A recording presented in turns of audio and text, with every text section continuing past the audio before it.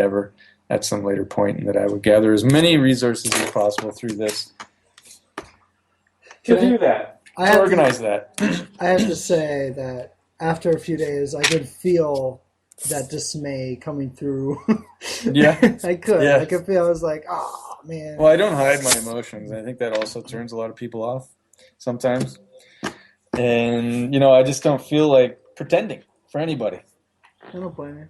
And I feel like that's a big part of the reason that people don't communicate properly. They're pretending for each other, and so things get confused, or people aren't understood. But they only have themselves to blame. And I'm not blaming anybody for the fact that this Kickstarter didn't work out. I'm just saying, in very concrete terms, that the Tesla people didn't respond. We know they didn't respond. Yeah. We know they didn't. I'm disappointed. I'm not going to hide that fact. Mm-hmm. I know there's a million and one reasons and excuses, but I'm still disappointed. I hear you. And why should I hide that? Because the longer I hide that, I'm hiding it from myself. I can't move on. Accept and move on, yeah. Accept it as it is. Accept even the feeling of it. Express yourself. Don't hold on to it. It's poison.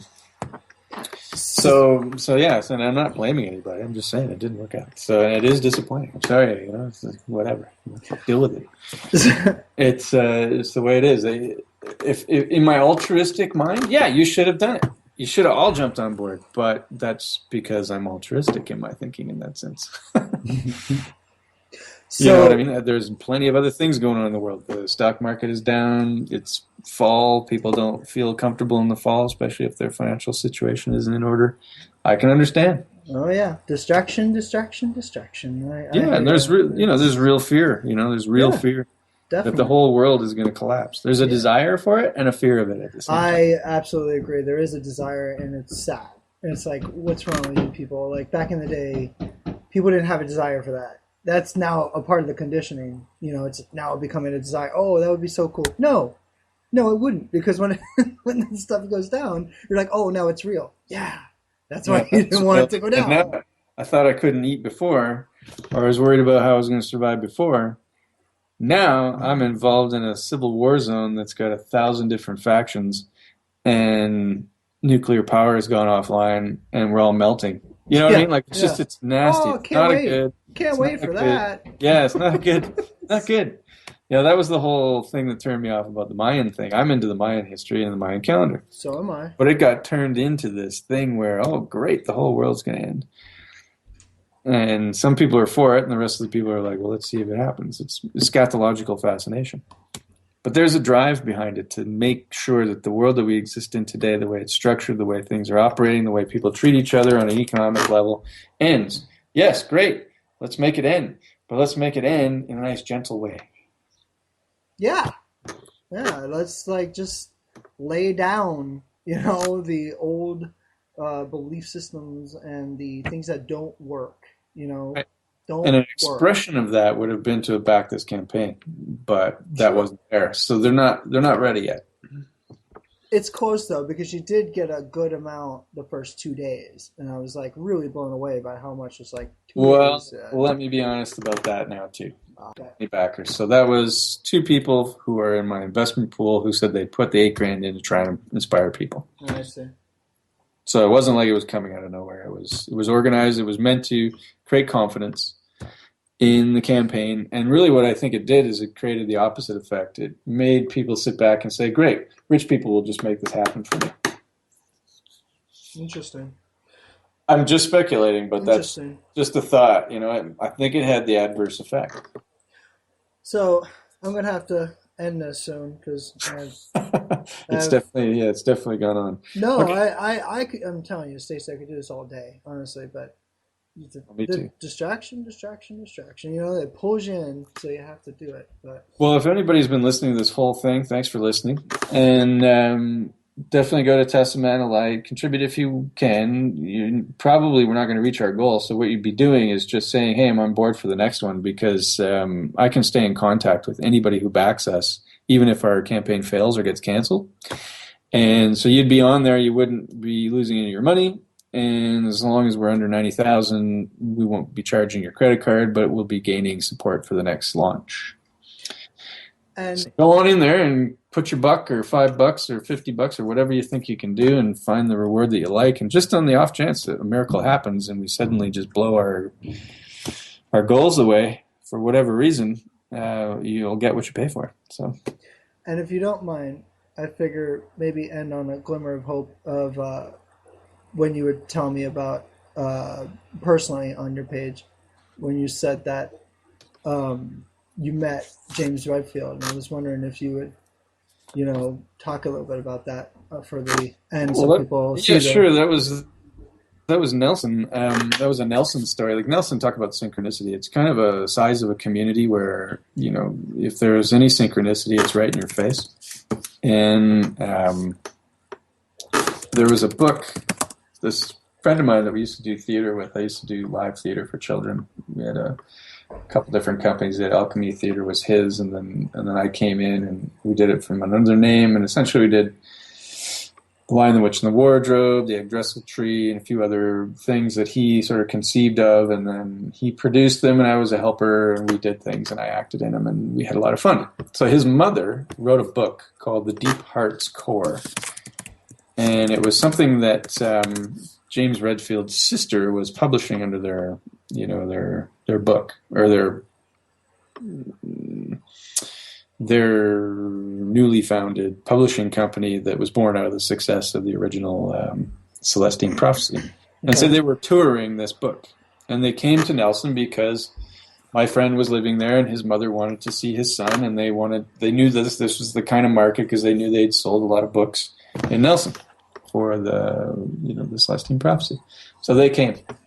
And it was at that event where she read her book, and I knew her son, and so I was in the crowd, and in the crowd, I guess you could say, at that moment. And I got to meet James and Joy Redfield, and they were touring this book.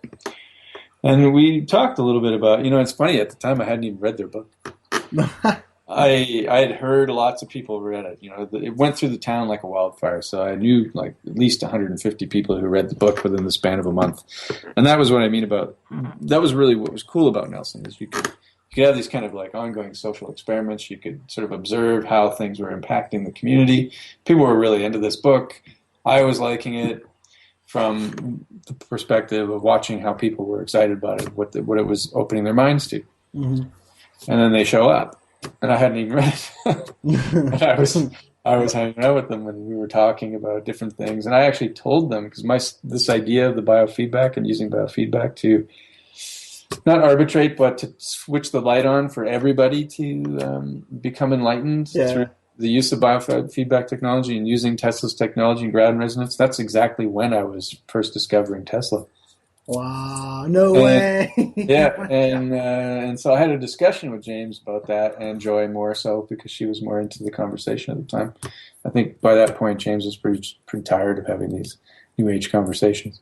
Yeah, I'm sure. But Joy was really into it, and of course the mother of my friend, who shall remain unnamed just because I don't like to mention people unless I have their permission.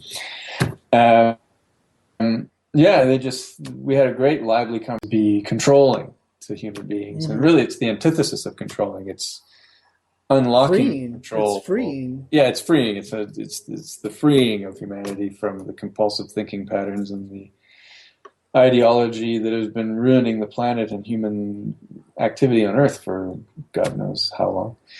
And we had a very interesting conversation. It was fun. That is so cool. That's all I can say about it. It was just fun. That is so cool because now your synchronicity ties in with my own, and it's so wild how that. And wow, that's awesome. That was worth ending that on, I think. And if you don't know who James Redfield is, you should. Celestine Prophecy is a whole series, but like I said in the beginning, he talks about Tesla in the second book. And that was a personal synchronicity for me. That's when I was just finding out about it myself. So beautiful. Love that. Universe works in such beautiful ways, I say. So you know what I'm doing? I'm literally sitting back right now watching how God's going to make this happen. Because I've put as much into it as I can right now, and I'm continuing to do what I can day to day. And I'm just sitting back going, okay, make it happen. because God does that. I agree. I agree. How long it takes, I don't know. That's an ego issue. Impatience is an ego issue. I agree. Patience is a virtue. And patience is a virtue, right? Exactly. So, I don't know how long it's going to take. Well, I know I have Fred. Fred's not going anywhere. We're raising money if we can. Otherwise, we're doing what we can. And hopefully we'll get the support we need somewhere along the way to at least write the script, because really with the script, we can make the whole thing happen. We just needed enough to make the script. I thought if we teased people up to that 4 million mark, we would blow away what we needed to make the script happen. But really, we need $150,000, $200,000 to do the script and the story Bible. And we can take it to networks. That's all we really need. Yeah. And I don't have that money. No. And Fred is an executive producer. He doesn't get the money until the network says we're interested and we have an actual script that he can show to lead actors and directors to get their involvement. So you can't put the cart before the horse. You have to make the script and the story Bible, and then all things happen from there. And that's all we really want to do. So if there's somebody out there who is really excited about this project, wants to gift us $200,000 to get us off the ground, and they can take an equity position or a debt financing position, whatever, you'd actually be in pretty good hands, because Fred's, it's like a dime a dozen for him. Oh, we're going to do another series. Oh, we need another $60 million. Okay, let's do it. That's once you have the networks involved, and then the lead director and the list writer on board. I mean, it just becomes so much easier. Well, I once again, I really appreciate you doing this podcast with me. It'll hopefully be up in a few days. I got this free recording thing, so I got to figure that out. But well, if there's anything that you need to edit out to make it shorter, go ahead. Well, it like edits it out like every 5 minutes, but it's whatever. I just wanted to get this and make sure I had it, But I will get it up there. But thank you all for listening. My first guest. It was a pleasure and honor. And I'm happy to be your first guest. That's awesome. No, I'm happy you are my first guest. Are you kidding me? Like, it's kind of cool. It's like it's fun, Yeah, absolutely. But being first, I like being first. You did it. I did it. Made the list. I want to be the first to do Tesla. I want to be the first to make the idea of free energy and the practical applications of that reality. I want to be the first. You can be the first. I just want to come along for the ride, because that makes us all first, right? Yes. All first. Oh yeah, good point. Yeah, that's right. But thank you for listening, and please help us get this campaign going now. Ciao, everybody. Love you. God Take bless. it easy.